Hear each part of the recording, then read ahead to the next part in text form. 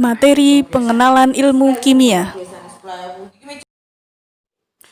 Oke, baik. Kita akan belajar mengenai pengenalan ilmu kimia. Apa yang kalian ingat ketika mendengar materi kimia ketika SMP? Pasti kalian akan mengingat ada kata-kata atom, struktur, molekul, dan juga senyawa. Gambaran yang kalian ingat tentang atom pasti seperti ini. Suatu atom dikelilingi oleh lintasan elektron. Nah, kimia sendiri mempunyai definisi. Kimia adalah ilmu yang mempelajari tentang reaksi, komposisi, struktur, dan segala sesuatu yang berkaitan dengan suatu materi. Nah, kimia itu tentunya dapat kita temui dalam kehidupan sehari-hari, yang mana pastinya banyak yang memberikan manfaat untuk kita bisa sebagai melakukan aktivitas kita sehari-hari.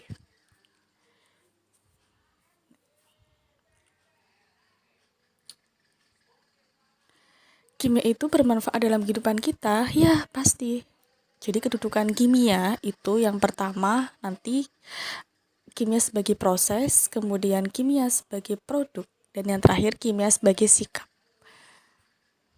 Nah, yang pertama kimia sebagai proses. Di sini kita lihat di lingkungan sungai ada suatu pencemaran lingkungan, di mana ini merupakan sebuah proses ketika kita membuang sisa dari deterjen akan mengenangi sungai. Nah, di sini terdapat keterampilan dan sikap yang dibutuhkan dalam memperoleh dan mengembangkan pengetahuan sebagai cara dalam berpikir dan bertindak dalam merespon masalah yang ada di lingkungan sekitar. Kemudian yang B, kimia sebagai produk. Pasti kalian sering mengenal kimia ada di mana-mana. Ada di dalam, contohnya di sini ada produk pembersih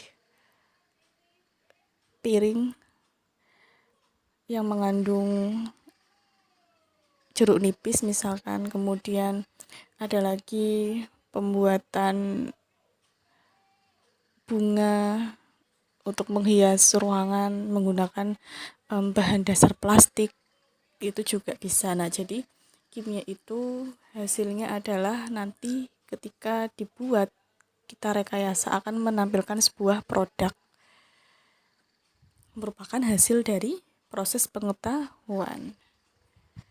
Kemudian yang terakhir adalah kimia sebagai sikap, yang mana kimia di sini contohnya seperti ikan di laut ini menjadi mati diakibatkan mungkin karena cara untuk memancing ikan dengan cara bahan-bahan kimia itu kurang baik, nanti bisa menimbulkan organisme selain ikan itu akan musnah, mati, jadi malah mengganggu kehidupan sekitar, jadi itu kurang baik. Maka diperlukan sikap kita untuk bisa lebih baik untuk bisa mengelola lingkungan dengan cara yang baik juga. Nah, di sini kita melibatkan proses inquiry ilmiah yang bertujuan untuk menumbuhkan kemampuan kita untuk berpikir, bekerja, bersikap lebih ilmiah, dan juga berkomunikasi dengan kecakapan hidup yang penting. Nah, dalam hal ini pembelajaran kimia itu menekankan pada pengalaman pembelajaran yang langsung. Jadi kita bisa memberikan dampak solusi dari kejadian tersebut.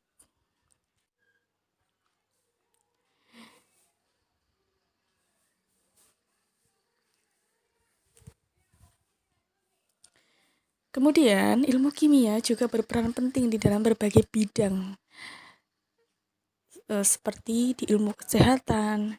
Kita bisa dapat pengobatan dari obat-obat yang dari apoteker, itu nanti pasti butuh sekali dengan kinerja obat-obat dari bahan-bahan kimia yang berguna untuk kesehatan tubuh kita. Kemudian yang kedua, ada ilmu pertanian, di mana kita pastinya perlu suatu nutrisi yang digunakan oleh tumbuhan untuk bisa berkembang. Salah satunya pasti perlu pupuk. Pupuk itu ada alami, ada buatan. Alami dan buatan itu masing-masing pasti perlu suatu unsur hara. Nah, itulah unsur hara itu pasti mengandung kimia. Kemudian yang ketiga, ada ilmu geologi. Kita bisa melihat umur batuan itu atau umur fosil dari kita belajar ilmu tentang geologi. Umur fosil tersebut nanti juga terdapat unsur-unsur kimia. Misalkan nanti batuan itu mengandung besi, misalkan batuan mengandung kapur. Jadi kita bisa mengenal unsur-unsur yang ada di dalam kapur, di dalam bebatuan tersebut. Kemudian yang keempat, ini ada ilmu farmasi, di mana kita bisa belajar meracik obat. Ya, itu juga perlu ilmu kimia di dalamnya. Bagaimana dosisnya, kadarnya, agar tetap baik untuk kesehatan tubuh setiap manusia.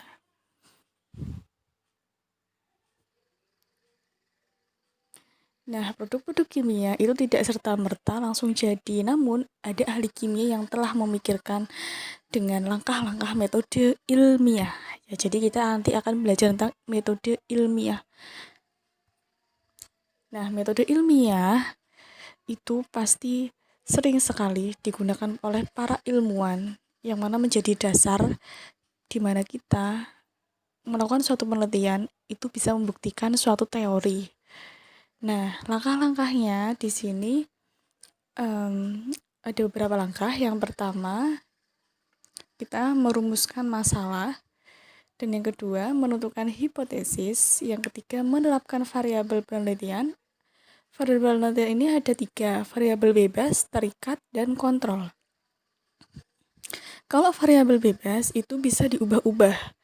Yang variabel terikat itu dapat diukur, kemudian variabel kontrol itu dibuat sama perlakuannya. Kemudian yang keempat langkahnya, ini menerapkan prosedur kerja dan cara pengumpulan data. Yang terakhir, yang kelima, menentukan alat-alat yang diperlukan untuk melakukan suatu percobaan. Nah, saya beri contoh.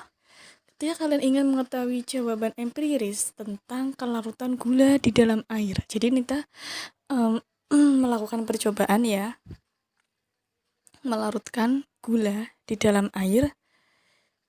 Yang pertama, kita merumuskan masalah. Nah, masalahnya apa? Coba, bagaimana pengaruh suhu terhadap kelarutan gula di dalam air? Nah, jadi kita ingin mengetahui pengaruh suhu. Ketika kita suhunya dibedakan, itu nanti berpengaruh tidak terhadap kelarutan si gula tersebut, lebih cepat mana atau nanti lebih melebur yang mana gulanya. Kemudian yang kedua, hipotesis. Semakin tinggi suhu airnya, ternyata kelarutan gula itu semakin cepat. Itu baru hipotesisnya atau dugaan-dugaan sementara. Kemudian yang ketiga, variabel itu ada 3 ya tadi, bebas. Di sini bebasnya tadi adalah pengaruh suhu. Berarti yang bebas kita melihat suhu bisa kita ubah menjadi misalkan suhunya suhu panas, yang ini suhu dingin, suhunya sedang. Nah, itu namanya variabel bebas. Kemudian yang variabel kontrol di sini em, yang mendasari di situ ada peralatan apa saja, itu adalah variabel kontrol. Ada gula, pasir, dan di situ juga terdapat volumenya. Dibuat sama ya, kontrol itu dibuat yang sama. Kemudian yang ketiga ini yang terikat, variabel terikat ini punya hal yang ingin kita capai, yaitu waktu yang diperlukan agar gula larut. Yang kita tuju itu adalah waktunya. Kita catat, oh ternyata nanti yang panas bagaimana, yang dingin bagaimana, waktunya lebih cepat mana. Nah, yang keempat, kita melakukan penelitian itu dengan cara eksperimen, mempersiapkan prosedur kerja dan alat-alatnya. Yang pertama, siapkan alat dan bahan. Kemudian yang kedua, gelas A dan B dimasukkan gula 1 sendok. Lalu masukkan air panas ke dalam gelas A dan yang gelas B itu air biasa. Kemudian siapkan stopwatch mengukur waktu yang diperlukan untuk gelas A dan gelas B, mengukur kecepatan kelarutannya. Nah, aduk hingga gula itu merata. Nah, kita tulis tuh tabel pengamatannya. Waktu gelas A dan B itu berapa? Nanti akan terlihat lebih cepat mana dari waktu yang diperoleh tersebut. Nah, oke, seperti itu. Sudah paham ya? Nah, sekarang kita menuju ke laboratorium. Oke, di laboratorium ini kita nanti akan belajar mengenai peralatan-peralatan apa yang akan diperlukan di sana. Di sana ada alat-alat dan juga ada bahan-bahan kimia. Kemudian nanti kita akan belajar mengenai di dalam bahan kimia tersebut, itu nanti kita bisa mengidentifikasi, oh ternyata bahan ini berbahaya, oh ini bisa kita baik kalau terkena tangan. Jadi sekarang kita perlahan masuk terlebih dahulu ke laboratorium, dan harus kita persiapkan terlebih dahulu adalah jas seragam laboratorium. Kemudian jangan lupa pakai masker. Kemudian yang ketiga, jangan lupa untuk menggunakan sarung tangan, dan gunakanlah alas kaki agar nantinya kalau praktikum itu akan aman jika terjadi goncangan atau nanti ada jatuhnya larutan. Oke. Nah, seperti di ini ya, mbaknya ini. Jadi kalian persiapkan terlebih dahulu, nanti juga masuk harus membawa alat tulis ya.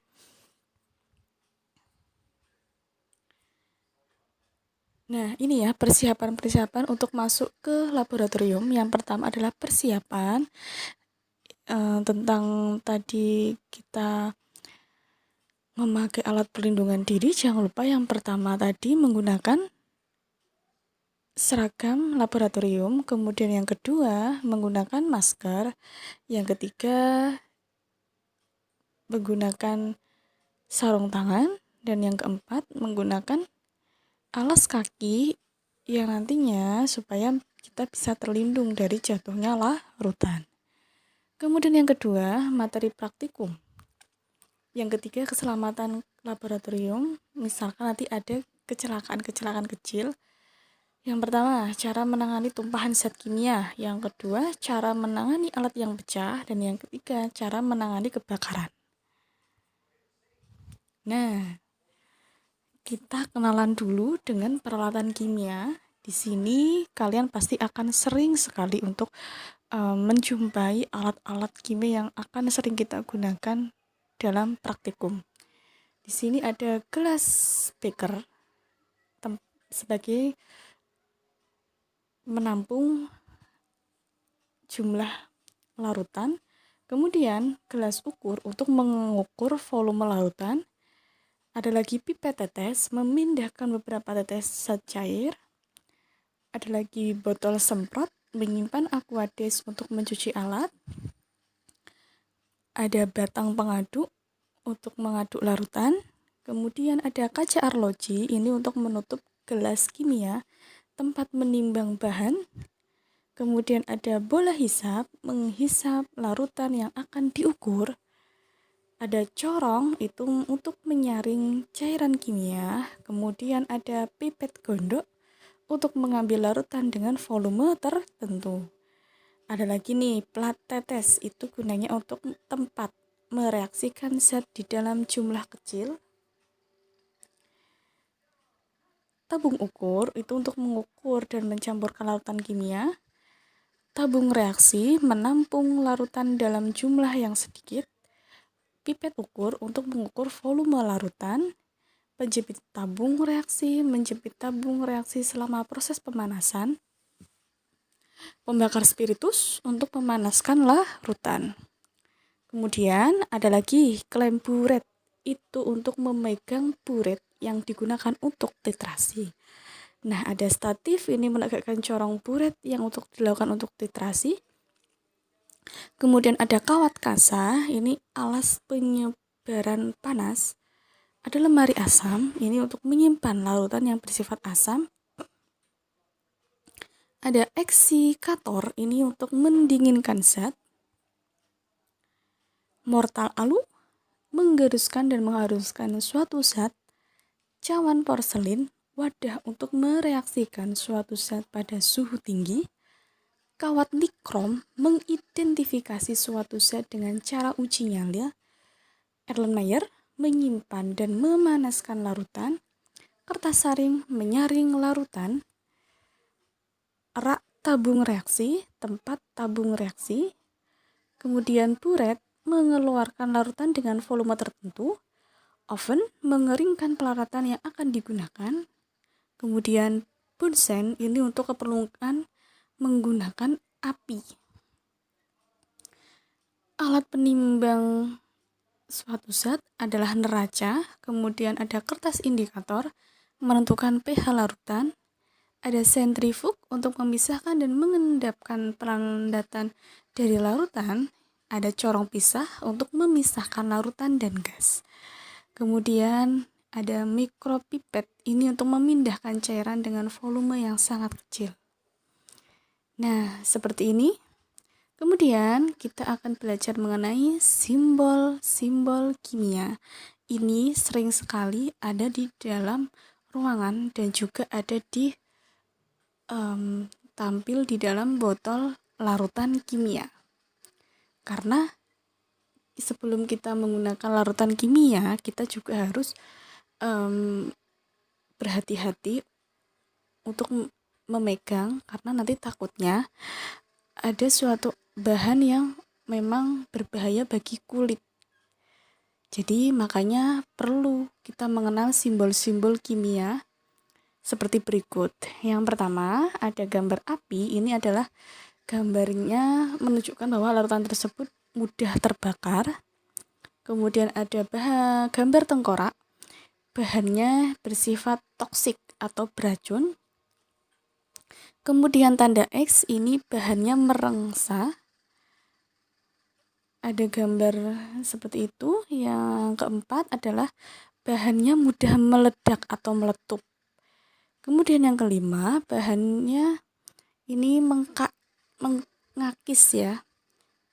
Kemudian yang terakhir, ini adalah gambar zat radioaktif. Jadi nanti di larutan tersebut banyak bahan yang mengandung radioaktif.